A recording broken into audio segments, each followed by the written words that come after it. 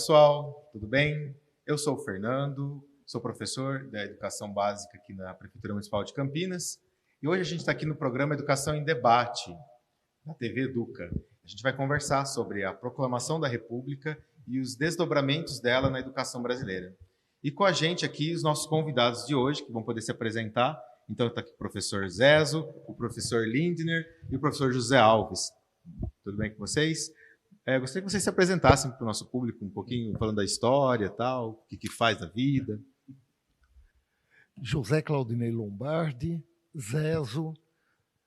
Eu venho da escola pública, depois fiz a universidade, começando no seminário pela filosofia, depois nas ciências sociais, mestrado, doutorado na filosofia e história da educação, e continuo atuando na filosofia e história da educação, né, na Faculdade de Educação da Unicamp, onde trabalho simultaneamente na pesquisa, né, no campo da história da educação, mas também na formação de educadores, nos cursos de pedagogia, nos cursos de licenciatura e na pós-graduação. E é um grande prazer, uma grande honra participar deste programa. Bom, primeiro um salve para todo mundo, para todos os meus colegas aqui, iguais em profissão, professores. É uma alegria estar aqui com vocês. Obrigado pelo convite. Bom, eu sou professor, né, a gente fala o professor Lindner Pareto, historiador pela Universidade de São Paulo, pela Egrégia Universidade de São Paulo, a USP, historiador formado lá, fiz mestrado, doutorado também na Universidade de São Paulo, e desde 2013 sou professor da PUC Campinas, da Faculdade de História, além de dar aula, às vezes, no direito também, de Brasil contemporâneo, inclusive de História da República, né?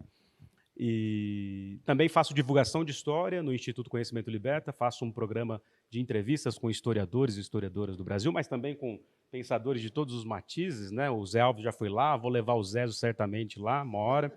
E é uma alegria estar aqui com vocês para falar, né, um pouco dessa história brasileira conflituosa, tensa. Bom, eu sou José Alves de Freitas Neto, sou professor do Departamento de História da Unicamp, tenho formação em Filosofia, né, no meu mestrado e na minha graduação, fui professor da Educação Básica antes de entrar aqui na Unicamp e atualmente sou diretor da Comissão de Vestibulares da Unicamp, que tem alterado aí as suas políticas e suas formas de ingresso. Então, eu desejo também muito sucesso para a Educa TV, na abertura dessa temporada e desse programa, e é um prazer participar aqui dessa conversa com o Zezo e com o Lindner. Legal. Antecipadamente, a gente já agradece a participação dos nossos convidados, o tempo dedicado, né? Eu gostaria de dirigir agora uma pergunta aqui para os convidados, em especial o professor Lindner. O que foi a proclamação da República? A questão é das mais difíceis, porque tem muitos elementos que explicam a história de por que o Deodoro da Fonseca, no dia 15 de novembro de 1889, proclama a República no Campo de Santana, no Rio de Janeiro, que era a capital da monarquia e vai ser ainda a capital da República, né? Como a gente sabe, até a década de 1960, da construção de Brasília. Mas digamos que a proclamação da República derruba o regime monárquico, instaura uma grande naturalização, inclusive de imigrantes, separa o Estado da Igreja, porque no período monárquico havia uma unidade entre Estado e Igreja, chamado de padroado régio, né? Onde a Igreja e a monarquia tinham uma relação muito próxima, ou seja, o catolicismo era a religião oficial do Estado brasileiro. E aí a República faz essa separação, né? A gente chama de laicização do Estado. Isso cria uma série de consequências, mas o fato é que a República, portanto, cria uma forma administrativa, digamos assim, de uma participação talvez mais direta, mas com uma série de questões, né? E eu destacaria o seguinte. Bom, primeiro que a República foi proclamada por um golpe militar, dada pelos militares, jovens oficiais do Exército Brasileiro, que tinham ideias republicanas e positivistas no Rio de Janeiro, seguindo ali o Benjamin Constant, Augusto Comte, né, o filósofo francês, que era essa ideia de ilustrados, né, uma elite que governa e tal. E a proclamação, portanto, foi feita a partir da espada, por isso República da Espada, do golpe militar liderado pelo Deodoro, que já estava um tanto cansado, digamos assim, era um veterano da Guerra do Paraguai, era muito próximo do Pedro II e, ironicamente, né, proclama a República, que inclusive vai expulsar a família real do Brasil. E o monarquista, né, inclusive era um monarquista, de fato, né, são as contradições da história. Mas digamos que a principal questão da proclamação é a questão da população de origem africana, que foi escravizada durante séculos, e foi escravizada também já no Brasil independente. Uma política da escravidão brutal, continuou sem políticas públicas de uma inclusão que até hoje não veio. Eu diria, então, que na proclamação da República, ela até, de alguma maneira, de forma preventiva, evita uma expansão popular da população negra que havia sido liberta com muita luta, obviamente, não foi uma dádiva da princesa, não é? Mas da luta dos abolicionistas, inclusive em São Paulo, Luiz Gama, mas essa questão não é resolvida, digamos assim. Então, essa educação, por exemplo, da República, a despeito de ser mais abrangente, ser evidentemente estatal, ela não vai incluir a maior parte da população. 13 milhões de habitantes naquele momento, 85% era analfabeto, e isso só vai ser resolvido com muita luta ao longo do século XX. Então, eu diria que essas são as linhas gerais dessa história republicana, né? E, professores, o que vocês acham assim, desses princípios, né, da República, que na teoria a gente tem, né, de laicidade do Estado, né, de acesso, né, de democracia? O que hoje são os desafios que a gente tem presentes ainda hoje na nossa sociedade para a educação? O que você tem, Zezo? O que a gente tem aí de desafios da República na educação pública hoje em dia? Não, primeiro eu gostaria de estar fazendo uma observação, que a República no Brasil, ela é um feito tardio. Ocorre em 1889, quando praticamente todas as nações latino-americanas, já no processo de independência, haviam optado pelo regime político republicano, né? Isso dá uma grande diferença, porque a continuidade monárquica no Brasil, ela estabelece uma série de condições já colocadas pelo professor, que é a continuidade da escravidão, né? Mas, mais que isso, a continuidade da escravidão decorre da continuidade da grande propriedade, da exploração monocultora, né? Voltada à exportação de alguns poucos produtos, né? Então, essas raízes em que o Brasil tem, vão estar dando a característica que tem continuidade na nossa sociedade até hoje, né? Se a gente vê aquilo que está se passando conjunturalmente na nossa sociedade, é em grande medida o culto a esses valores arraigados que vêm ao longo da colônia, passa todo o período imperial, né?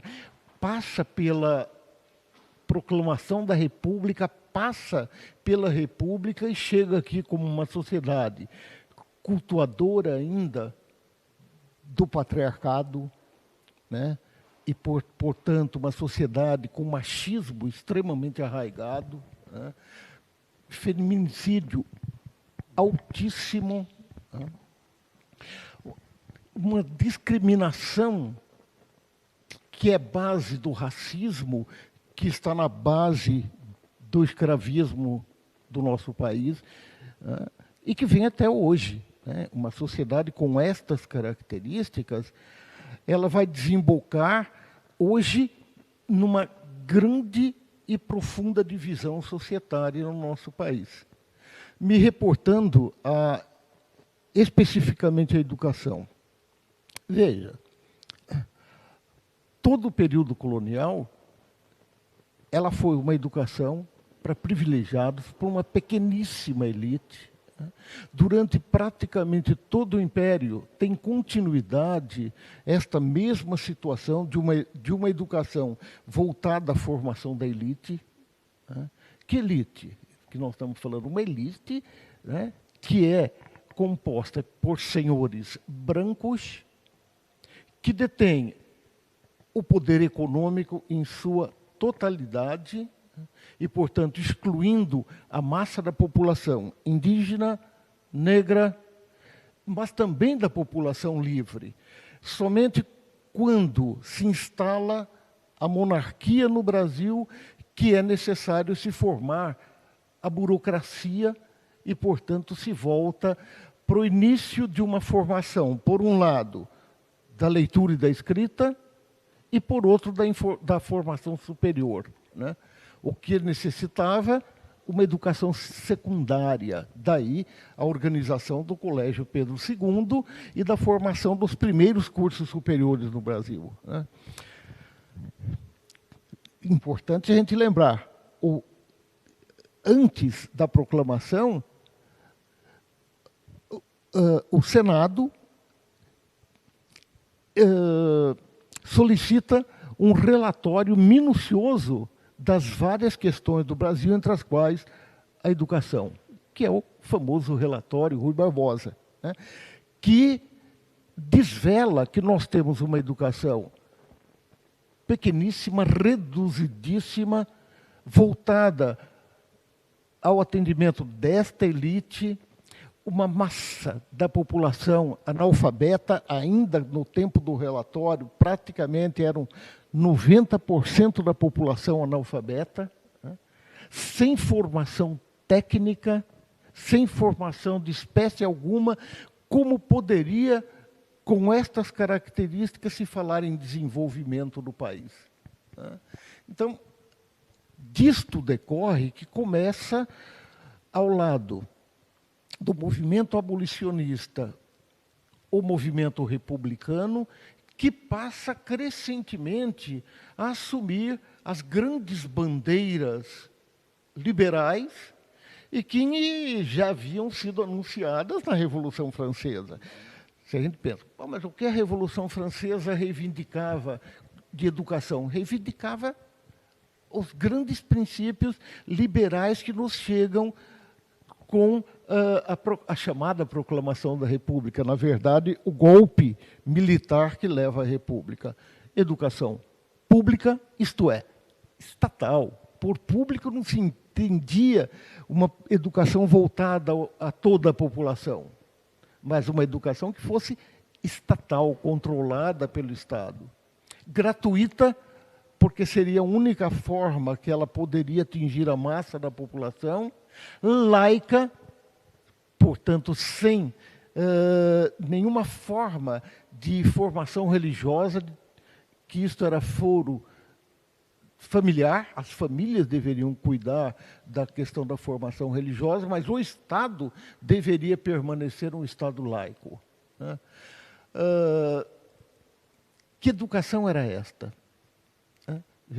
Instala-se a República, começa a série de reformas educacionais no Brasil. Se você olha, né, de hoje para trás, da instalação da República para cá, é uma sucessão de reformas educacionais, em que, sem alterar aquelas condições, vai se instalando uma educação das primeiras letras, uma educação primária, se privilegiando o grupo escolar como espaço para que ela se dê.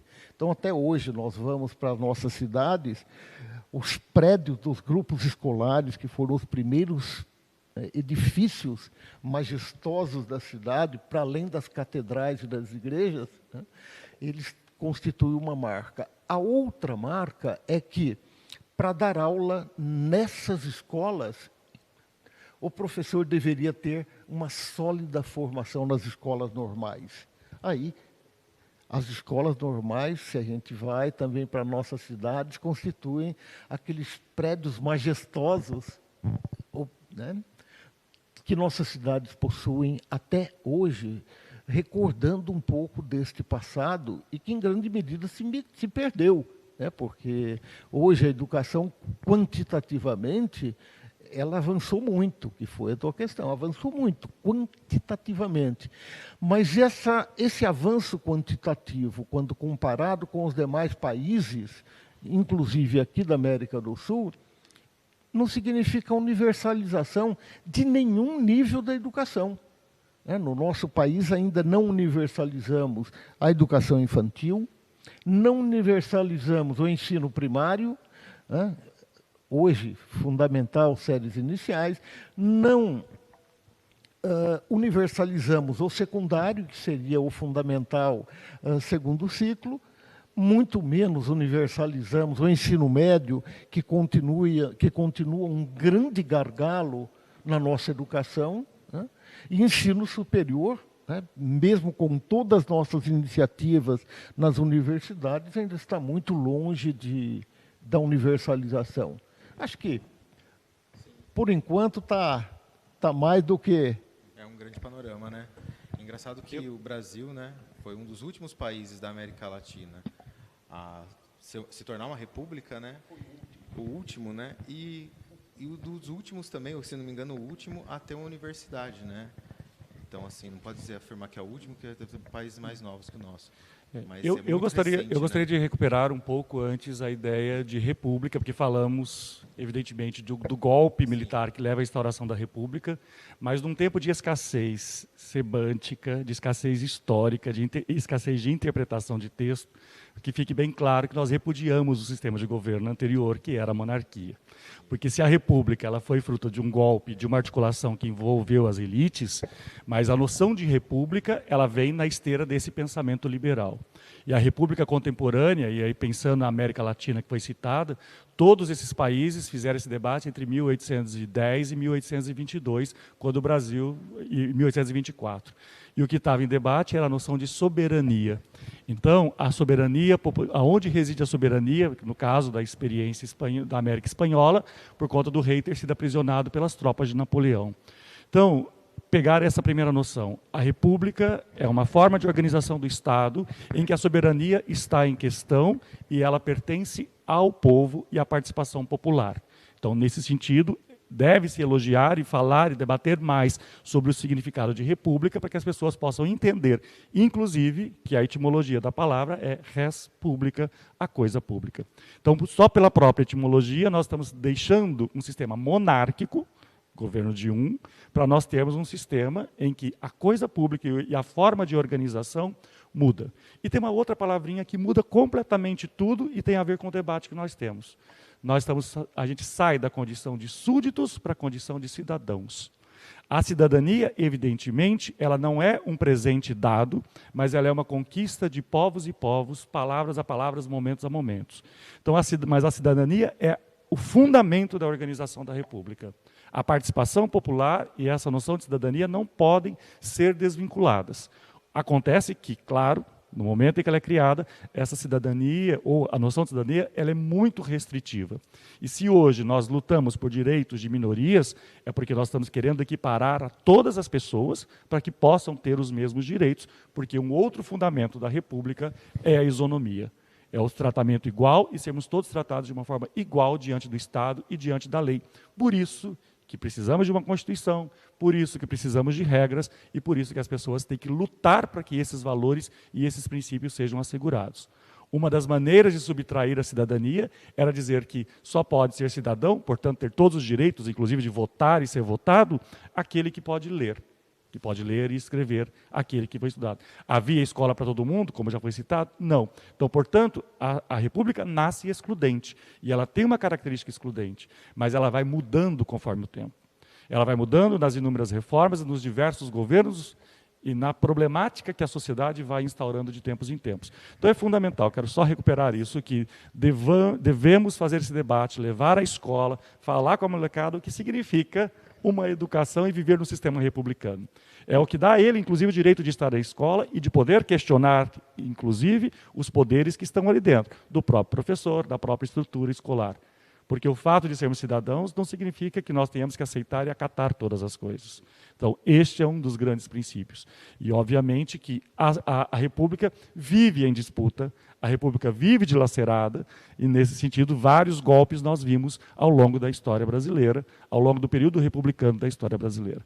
Então, ela nasce com um golpe, mas ela é golpeada permanentemente todas as vezes que há políticas de avanço em relação à noção de cidadania. Todas as vezes que nós temos ampliação de cidadania ou de debates profundos que alteram a estrutura brasileira, seja a questão agrária, seja a questão educacional, o acesso à universidade com política de cotas, causa um grande incômodo nessas mesmas elites. Né? Então, só para pontuar isso aqui, e desculpa aí ter... Importantíssima essa observação que você está fazendo, né?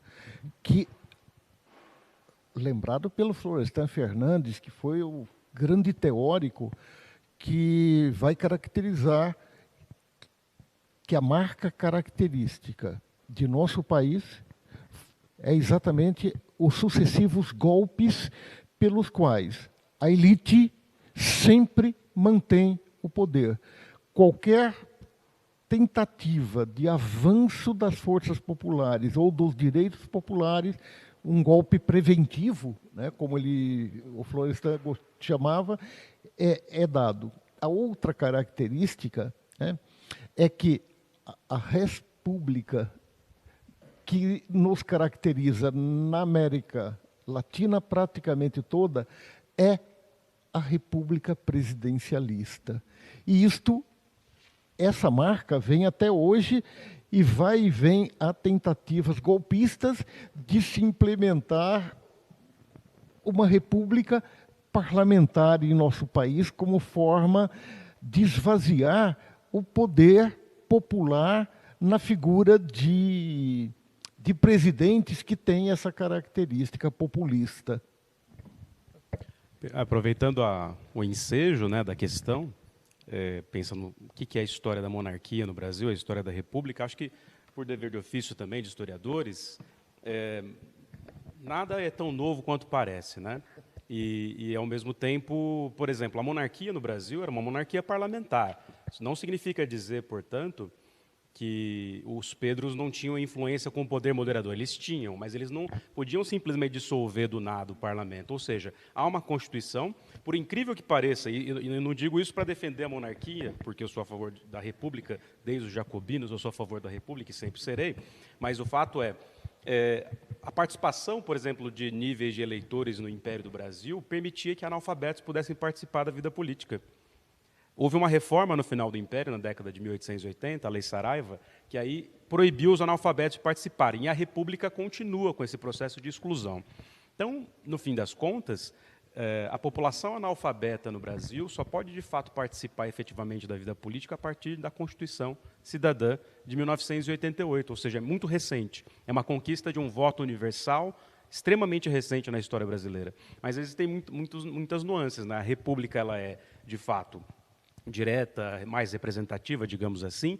Ao mesmo tempo, ela é liberal, ela é excludente, porque ela considera a questão popular um caso de polícia.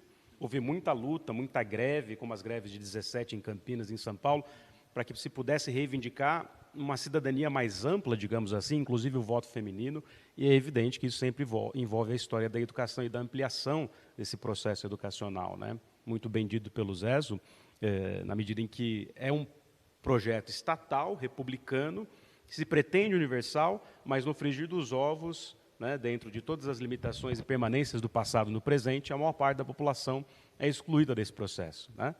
Quer dizer, houve uma efetiva inclusão, por exemplo, dos jovens negros na universidade, só com projetos muito recentes na história brasileira. Na última década, praticamente. Na última década. Na última década, isso é visível em todos os lugares, né? É possível observar na Unicamp, na PUC Campinas, mas ainda é pouco diante do desafio que a gente tem, né? Sim. E falando em desafios, já que está com a palavra, já se quiser emendar, quais seriam os desafios que a gente tem hoje, baseados nos princípios republicanos, que a gente tem na educação e que a gente poderia levantar como bandeira e como pautas importantes hoje em dia para a gente garantir uma educação pública, efetiva e de qualidade para todo mundo, ampla? O que a gente tem hoje? Quais seriam os pilares? Como dizem os jovens, né? A pergunta de milhões, né? A se conseguir responder, resolveu o problema do Brasil, está ótimo. Exato, porque é aquela frase de efeito que aparece na internet toda hora, do Darcy Ribeiro, né? Que a crise da educação no Brasil é um projeto. E, de fato, né, em termos de exclusão social, é um projeto muito bem sucedido.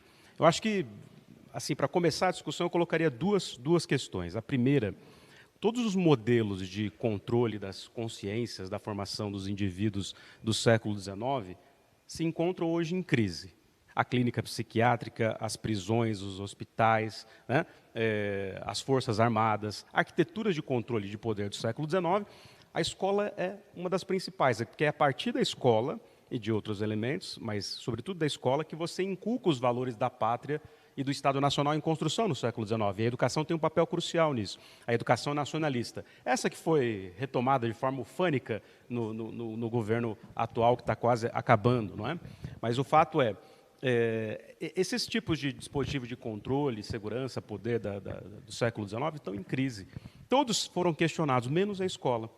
Não no sentido de acabar com ela, mas de repensar a sua estrutura, as suas questões e, claro, garantir a continuidade daquilo que deu certo, né? Então, o primeiro ponto é nossa estrutura, nossa morfologia escolar. Eu sou professor há 15 anos e dei aula para molecadinha, até dei aula para EJA, dou aula no ensino superior agora, mas passei, como eu disse, como operário da educação por todas as salas de aula e períodos, né? Essa forma engessa, e a gente precisava repensar, não fazer roda apenas, mas repensar essa estrutura escolar, né?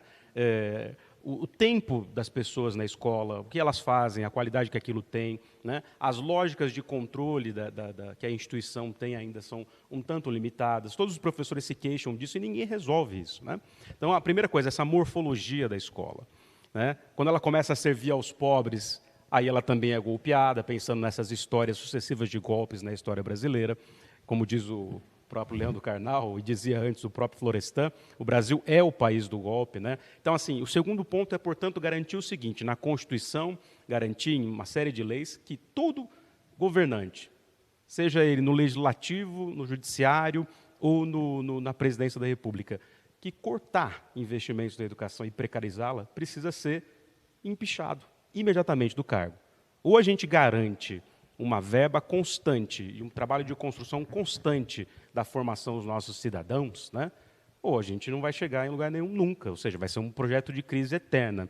Então, isso seria o primeiro passo, garantir com que o Estado garanta, a despeito de quem esteja lá, uma continuidade nas políticas públicas de educação, de cultura e etc. Acho que é o primeiro ponto, né, Zé? Você que está lá na Conveste.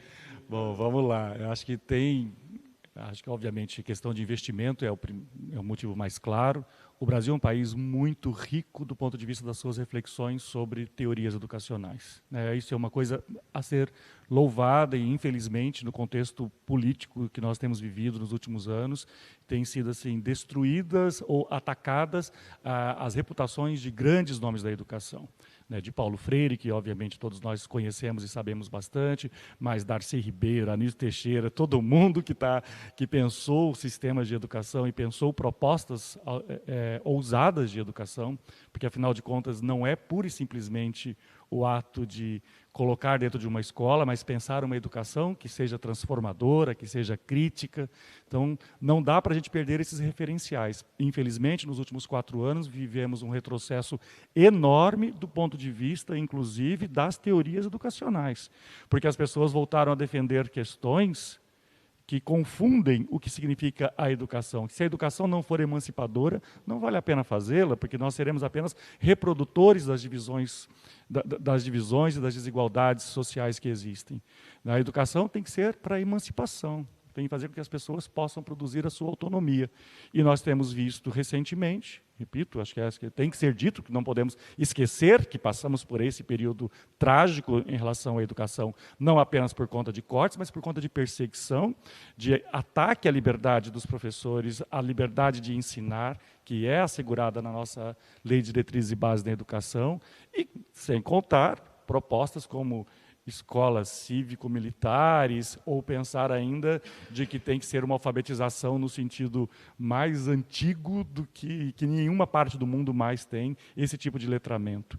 Então, tudo isso coloca para nós um grande embaraço. Nós tivemos também as perdas notáveis diante da pandemia, que fica mais evidente a desigualdade de oferecimento, por mais esforços que vocês que nos acompanham e que são da rede pública sabem disso, por mais esforços que as redes e que professoras e professores tenham feito, sabemos que os alunos não têm acesso à tecnologia, não têm acesso a chip, a internet é caro, as pessoas estão buscando comida ainda. Nós estamos lutando num país que voltou a estar no mapa da fome. Mais de 33 milhões de pessoas com fome, falar de chip e educação é quase um luxo. Então, mas de qualquer forma, isso ficou muito visível. Quando eu penso lá no caso do vestibular, isso é visível, como ampliou a desigualdade de rendimento do estudante que vem de escola pública e do que vem de uma escola particular, e são as marcas visíveis da pandemia. Essa distância estava diminuindo, estava sendo encurtada, e, infelizmente, isso voltou a crescer. Então, não dá para dar a resposta pronta, mas eu acho que 2 ideias eu defendo. voltarmos a ter uma boa reflexão, a debater os grandes nomes da nossa educação e as grandes propostas de educação, e abandonar, porque é uma prática de negacionismo. O negacionismo está em todos os lugares. Essa maneira de dizer que precisa ter uma escola, precisa alfabetizar da maneira como eu fui alfabetizado, não significa uma educação emancipadora. Então, isso é negar o que tem de mais avançado nas reflexões, na filosofia da educação, nas teorias educacionais. Então, o Brasil precisa dar esse salto. Nós temos aí questões que passam pela formação da cidadania, mas também que passam do eu me ver no mundo. Que mundo eu estou e como é que eu estou me preparando para estar dentro desse mundo. Um mundo que tem desafios enormes, seja a questão da sustentabilidade, a questão da cooperação, da empatia e de todos os outros valores, porque a escola pública tem que ser defendida, porque a escola pública é o espaço republicano para a produção de uma cultura democrática. Porque na escola pública eu tenho a liberdade de poder falar, eu tenho a liberdade como professor, que muitas vezes no espaço privado eu não tenho. E lá dentro também, o professor e os estudantes, eu convivo com a diferença. E eu tenho que aprender. Então a escola é fundamental nesse sistema republicano, porque ela educa para poder conviver com a diferença, para eu poder divergir, para eu poder entender e poder incorporar fundamentos científicos, sociais, culturais, artísticos, tudo aquilo que forma uma vida. A educação tem que ser um princípio ético, e esse princípio ético é a base da organização de um Estado republicano e democrático. Legal, obrigado.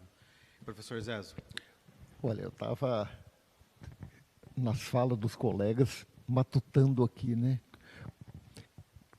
Longo processo de história da educação, né?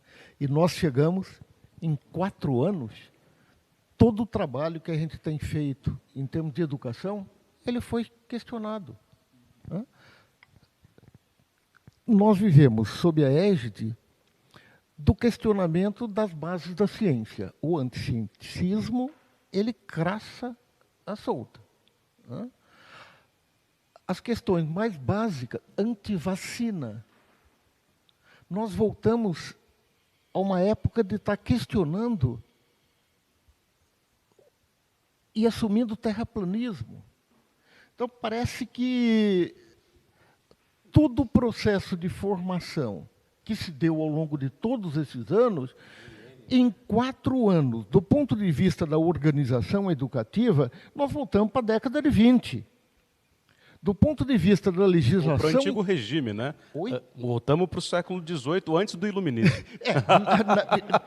A bem da verdade, as conquistas, até o ideário colocado pela Revolução Francesa, ele caiu por terra, né?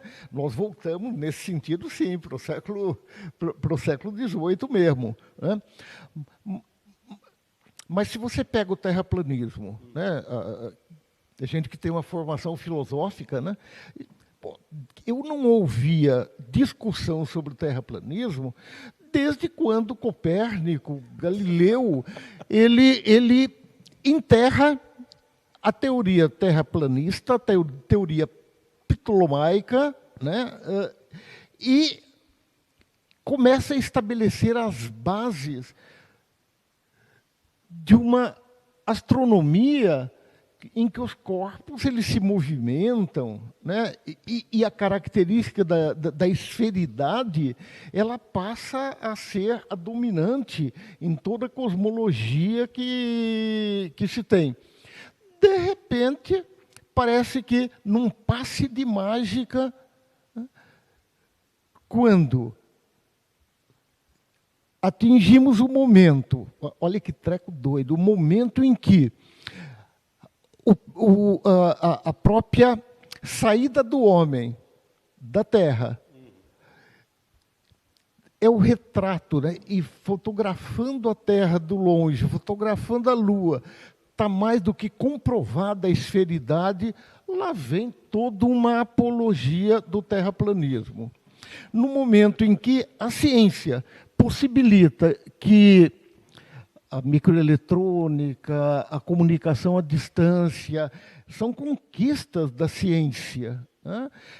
E as pessoas conversando e transmitindo fake news pelo celular, usando aquilo que há de máximo de recurso do desenvolvimento da ciência, eles buscam desconfirmar e regredir para o domínio da metafísica, né? Transformando a própria fake news. Se você pega o conjunto das fake news, você está sob a égide de uma nova metafísica, né? em que a mentira ela é transformada em verdade. Então, é muito sério.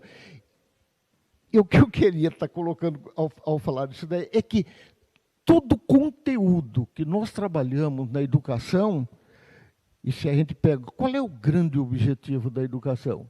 O grande objetivo é possibilitar aos educandos o domínio do saber historicamente acumulado e formulado pela humanidade, nos mais diversos campos do saber, na filosofia, nas ciências, né? Na física, na química, na biologia, né? Na história, mas também nas artes, né?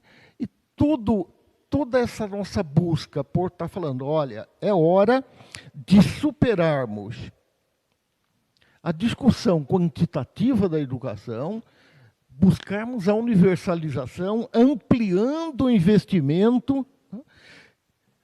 Nós retrocedemos do ponto de vista da qualidade da educação, não tem nem... É indescritível ainda, não tem nome para dar ainda para isso, né? Acho que um dos desafios, professor... Um dos desafios, minha gente, que está entrando aí, vendo a gente aqui no debate de hoje, para os professores e professoras desse Brasil, desse chão de fábrica tão distante, né, uns dos outros nesse país, mas que nos une a todos e todas os professores e professoras, né, que a gente vai ter um trabalho muito grande a partir de agora, e sempre, mas a partir de agora, para tentar entender que regimes de verdade são esses colocados pela criação em massa de mentira, de notícias falsas, de mentiras que não são novidade em termos históricos, em termos de guerra. As mentiras sempre foram divulgadas em massa, né, mas que com as redes sociais e etc. e tal, como todo mundo sabe, foi para uma escala inaudita, nunca antes vista na história da humanidade. Então, a gente está diante de uma leitura do tempo histórico, essa leitura do tempo e das coisas e de tudo, inclusive das teorias e das suas aplicações, muito diferente. A própria forma de narrar a história e o tempo histórico em função das redes sociais também está se modificando um tanto. A gente, claro, não vai abrir mão de premissas básicas, mas e aí, como é que se conversa com esse mundo paralelo? Afinal, vamos lá, são pessoas que a gente conhece também, são pessoas que a gente gosta, são pessoas da nossa família. Essa cisânia instaurada no Brasil pelas fake news está em toda parte. Como é que a gente vai chamar o nosso amigo para conversar no bar, na escola, no teatro, nas universidades, no vestibular, dizendo a ele, olha, vamos lá, vamos conversar. Como que a gente vai estabelecer uma nova forma de educar, tentando mostrar esse novo regime e contestar, inclusive, essas fake news, né? Esse é o grande desafio. E a sala de aula, mais uma vez, né, como nos hospitais ou na segurança pública, é sempre a ponta de lança de tudo isso que está acontecendo, né? A escola sensível, né? A escola, um organismo que está ali na linha de frente, ali, né? Captando tanto os alunos quanto as famílias, né? A comunidade escolar como um todo está dentro disso, né? Não está isolada disso, né? Está um agente que está vivo, né? Então a gente está encaminhando aqui para o final do nosso programa de hoje. Gostaria que vocês deixassem um recado para todo mundo aí, mandassem um salve, um alô, recapitulasse alguma informação, alguma lembrança que queira deixar. Fique à vontade.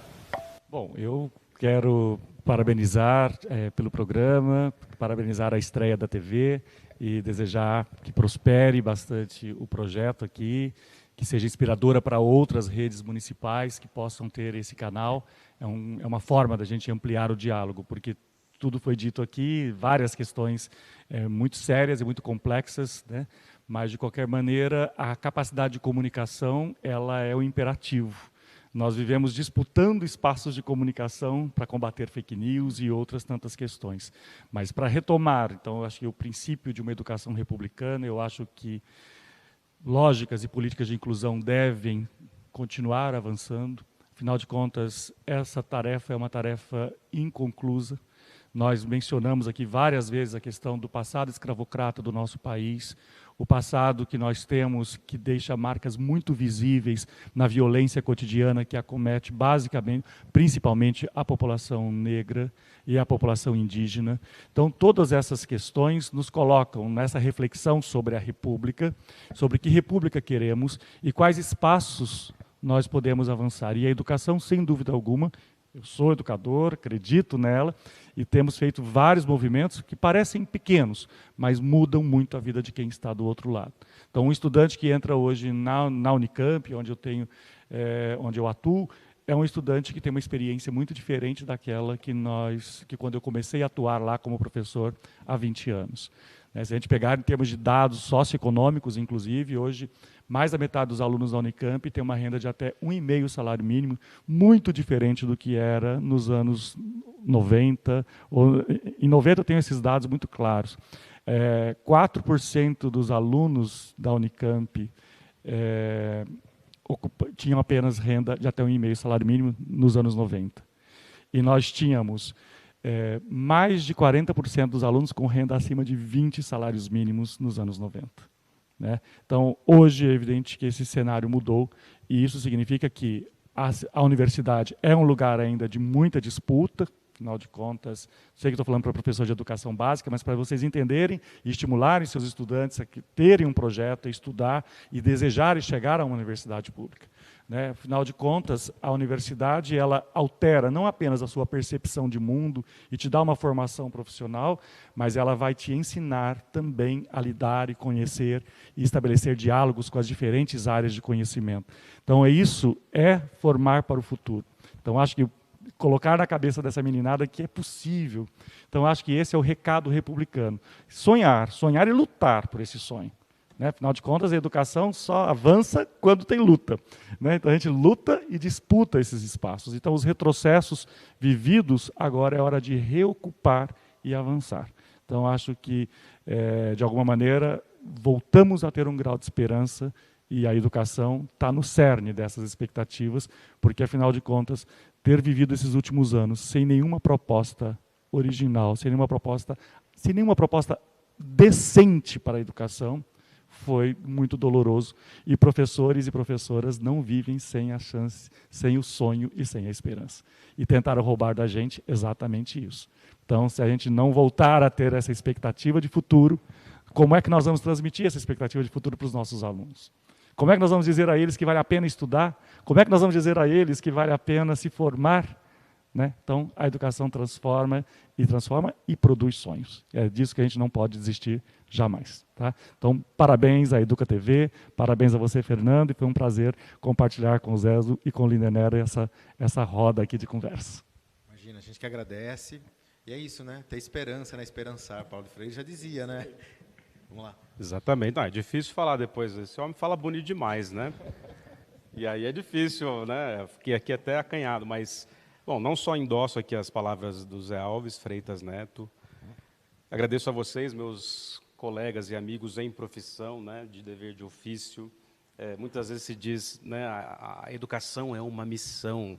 É uma missão que, na verdade, né, a gente também escolhe fazer, né?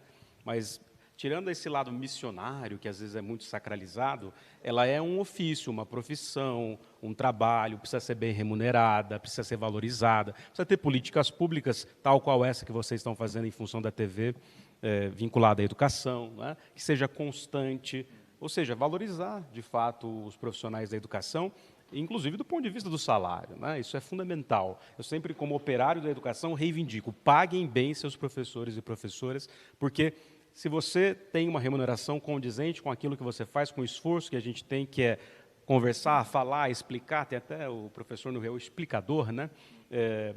A gente precisa ser bem remunerado, isso é crucial para a gente ficar feliz também no nosso ambiente de trabalho, porque não é só uma escolha de vida, de transformação, de luta e de sonho, mas com condições materiais de existência. Enquanto a gente tiver professores sem condições materiais de existência, a gente vai ter os problemas que a gente tem, né?